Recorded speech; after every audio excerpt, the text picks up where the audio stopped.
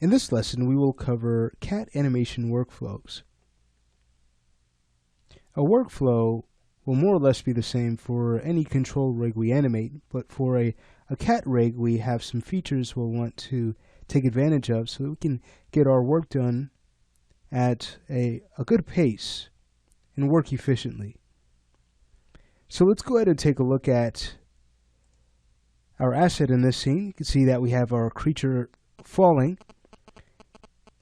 And the problem is the left arm does not plant. So we'll need to animate that change going from FK to IK, and then we'll also want to have the creature naturally push off of that arm as he steps back. So we'll get some IK, FK animation involved, and we'll also learn some cool animation tricks. But before we get to that, let's go ahead and take a look at the animation layers in this scene. I'll select the palm control and head over to the motion panel. Alright, so we'll go ahead and scroll down here, and what you'll find is we have a skin pose layer as well as our base layer.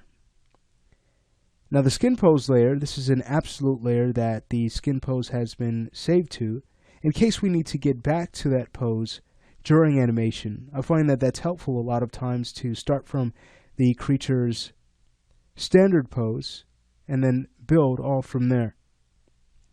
So I've gone ahead and saved that for that reason. If we would like to see the result of that layer, we would need to zero out the global weight of our animation layer. You can see they're both absolute layers.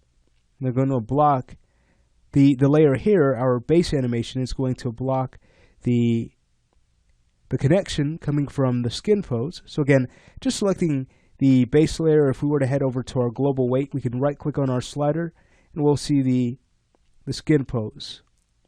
So that's how absolute layers work. In the next lesson, we're going to go ahead and take a look at how to work with adjustment layers to add on top of animation non-destructively. Let's go ahead and bring our global weight back to 100% so we can get right in and start tweaking this animation. So moving up to the top, under our limb animation rollout, we're going to want to start using a few of these tools here to blend seamlessly from our FK system to IK. So let's take a look. We'll first decide when the left hand should plant, and that's around frame 6. I'll enable auto key, and then we can go ahead and work with match IK and FK to match our IK controls to the position of our arm chain. Very important, we'd want to use this in FK mode, and then at that point we'd then be ready to move to IK. If we don't do it in that order, we may notice that we don't get the blend we'd expect to see. Alright, so again, since we're in FK mode, I'm now going to go ahead and use match IK and FK on frame 6. Since auto key is on, what we'll get is some movement from those controls, and that should lead to a nice transition from 0 to 6. Okay, great. So next, we're ready to now move to IK mode on the same frame, frame 6. So let's go ahead and set our blend value to 0. And watch this. Now when we scrub, you can see that we get this very nice hand plant. Now one thing I would like to correct is the elbow bend between 0 and 6, but we can go ahead and use an adjustment layer to fix that. So we'll take care of that in the next lesson. But let's go ahead and continue. You can see we're getting some hyper extending now in the left arm. So now we'll need to have it translate back. But before that, we need to decide when we would like the hand to remain planted before it starts to pull back. So I think frame 51 would be nice because just after that, that's when we run into a hyperextension issue. So on frame 51, I'm going to go ahead and grab the IK target control and the elbow control. I'll check the key filters. All right, we're setting position and rotation key, so we're good to go here. And I'll now go in and save a keyframe. So now it's time to have the arm pull back, and we need to make sure that this will look like a natural push-off. By the way, if you'd like to learn more animation techniques, feel free to take a look at our 12 Principles course, as well as our Body Mechanics course on a character climbing over a wall. And though that course is a specific focus on that particular action, you could still learn some cool techniques and tricks that can be used in any animation you work on. All right, so taking a look at this, making sure we understand the timing that needs to be involved here to have this look as if this arm has weight as it pulls back. I'll go ahead and go to frame 61. We can now go to our move tool and start to translate this back. So we could either use view as our coordinate system, or could always work with local or parent. If you'd like to learn the difference between the options we have, feel free to take a look at our Introduction to Animation course. But I'll go ahead and start to have the arm brought back. And by the way, I would like to introduce you to this. It's the screen space handle that is connected to our Move Tool gizmo. We can enable it from our Customize menu, Preferences, and underneath the Gizmo tab, we'll find it here.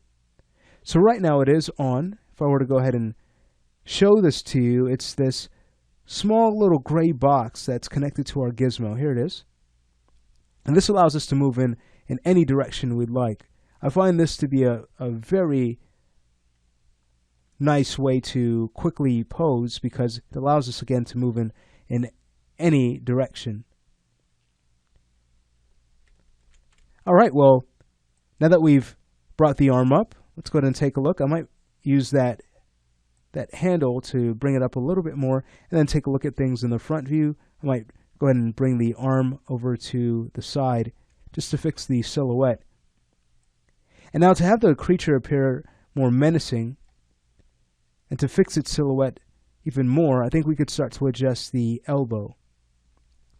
So I'd go ahead and bring it over to the side in the x-axis, and I'll also go to the y-axis and start to pull this back. The reason why we'd want to bring it back is so that it doesn't come too close to the arm chain, which may cause flipping. All right, so now we have this very nice silhouette. Of course, from here, we'll need to start tweaking the palm. Now, very important when using your rotate gizmo, you'll want to make sure that you do not use the gimbal coordinate system. You might work with it on your control rigs because it's a great way to keep track of the axis of the object so that when you start to rotate, you know exactly what keys you're setting. However, for the CAT system, it doesn't quite work the best way. You can see as I start to rotate up and down, it's actually twisting the wrist. Same thing goes for the entire cat skeleton. So, that being said, we can go ahead and work with local, and that will work out very well for us. So I'll start to rotate the palm down and add more of a twist just to create a more natural looking pose here. And what we end up with is a very nice looking push-off. So the last thing we'll want to do is make sure that there's movement all the way towards the end of the animation on our last frame, because right now there's an unnatural pause. So before we add that pose, here's some things I like to think about.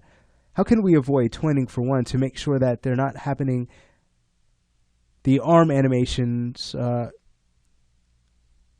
pose is a bit different on the very last frame so that we don't run into that twinning issue that breaks the illusion of the performance.